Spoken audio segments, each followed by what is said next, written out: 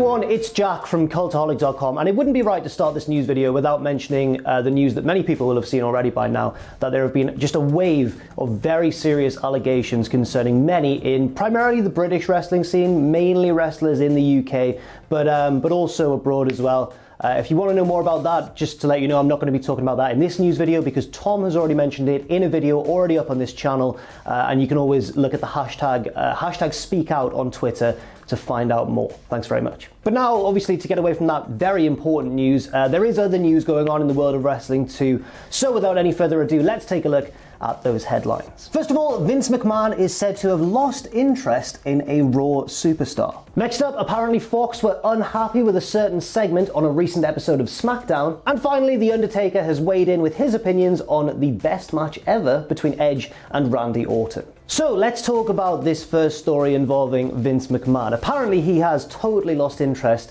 in a certain Raw superstar, and that person is none other than Shayna Baszler, which is a really strange one. It's another one of those examples of an NXT superstar, a world-beating NXT superstar, coming up to Raw or SmackDown and then being given nothing. Well, maybe being given nothing is inaccurate because, of course, she was dominant in the Elimination Chamber match, but then, of course, she shockingly lost to Becky Lynch at WrestleMania, and since then has done very little indeed. Now, according to Dave Meltzer of the Wrestling Observer newsletter, this is indicative of a wider problem, which is Vince McMahon routinely just losing interest in very promising NXT superstars very quickly. And it's not limited to NXT either. There's superstars from other areas of the company that have found their way to Raw or to SmackDown, such as Cedric Alexander, for example, from 205 Live, and then, you know, just being given nothing to really work with after a short amount of time. And in the Wrestling Observer, it is said that the jury is still out on most meaning most of these newer, often younger talents that people like Paul Heyman have had an interest in pushing in the very recent past. But apparently, even though the jury is out for most,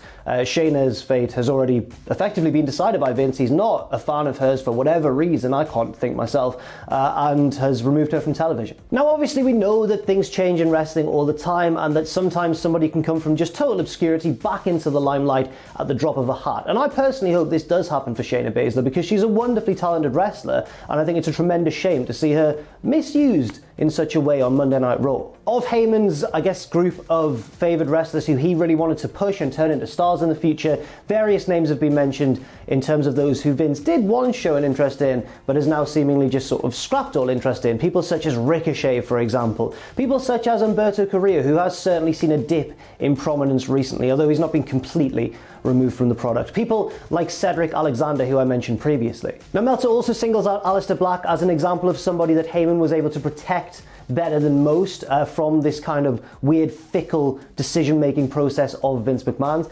and also mentions Apollo Crews, who is, of course, currently the United States champion. But apart from those exceptions, really, you have to say there has been an incredible amount of wasted potential on Raw. Now, let's talk about Heyman's time, which now has come to an end, at the helm of Raw's creative process. Well, not at the very helm, because obviously that's Vince McMahon. But apparently, Paul Heyman was indeed totally committed to reshaping the roster, creating new stars to replace, you know, the older, less frequently seen megastars of yesteryear. And when Heyman took charge of Raw and Eric Bischoff, remember, was in charge of SmackDown over on Fox, Heyman apparently actually organised a real trade deal. I know there was the whole kayfabe draft and everything, but apparently Heyman organised a real trade between the two rosters in order to more easily achieve this vision. According to Meltzer, Heyman traded away Braun Strowman and Bray Wyatt, two of the biggest stars on Monday Night Raw, to SmackDown.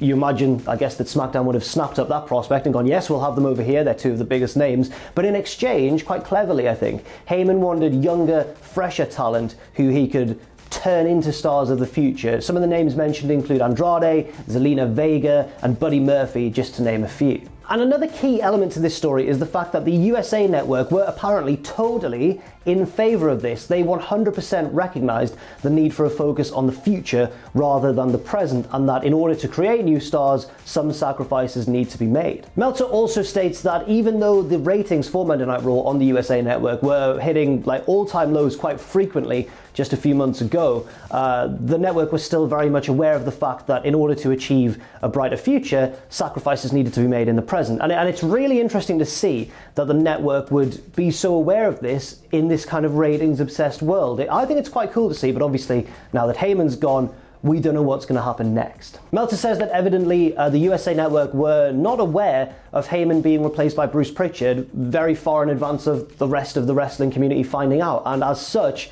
you could probably say they're unhappy with this news. And speaking of unhappy networks, apparently Fox was unhappy with SmackDown recently, involving a very newsworthy segment, one that really did hit the headlines in the wrestling world not too long ago. Now, I remember Brian Alvarez mentioning closer to the episode that he did not actually see the segment in question because he lives on the West Coast, and by the time the broadcast had reached the West Coast, by the time it was airing over there, Fox had removed it from the show. The segment in question is, of course, Jeff Hardy's urine test, in which Sheamus forces Jeff Hardy, who, by the way, has had a very real history of addiction issues and drug abuse, he forces him to undergo a drugs test before they have their match at Backlash. And then Hardy, obviously, I mean, I'm sure you've seen it by now, I don't really need to explain it, but Hardy does the urine test and then throws it all over Sheamus. That's the comedy of the segment, I guess. And then, of course, Sheamus went on to defeat Jeff Hardy at Backlash, but this segment is still making news because apparently it is true. Fox were unhappy with this, and that is the reason that the segment was pulled from the show, at least according to the Observer newsletter. Apparently, Fox felt that it violated their standards and practices, and that's why they instead replaced it with a commercial break,